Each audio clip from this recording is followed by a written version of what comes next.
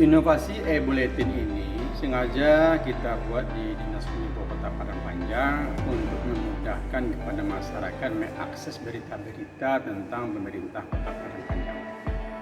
Layaknya selama ini kegiatan pemerintah kota dibuatkan buletinnya seperti majalah atau mingguan atau berbentuk edaran-edaran lainnya, tapi semuanya dalam inovasi e-bulletin ini berbentuk majalah tadi itu dimasukkan ke dalam PDF-nya dan PDF itu kan disebarkan kepada masyarakat luas sehingga masyarakat tidak perlu mencari majalah yang bentuk fisiknya, cukup melihat aja di PDF. Itu lebih memudahkan kepada masyarakat menyampaikan informasi-informasi yang telah kita rangkum dalam buletin atau majalah. Kita biasanya menerbitkan majalah satu naskah berkala dan ini biasanya kita kirim kepada masyarakat, perwakilan-perwakilan perantau dan juga kabupaten kota lainnya.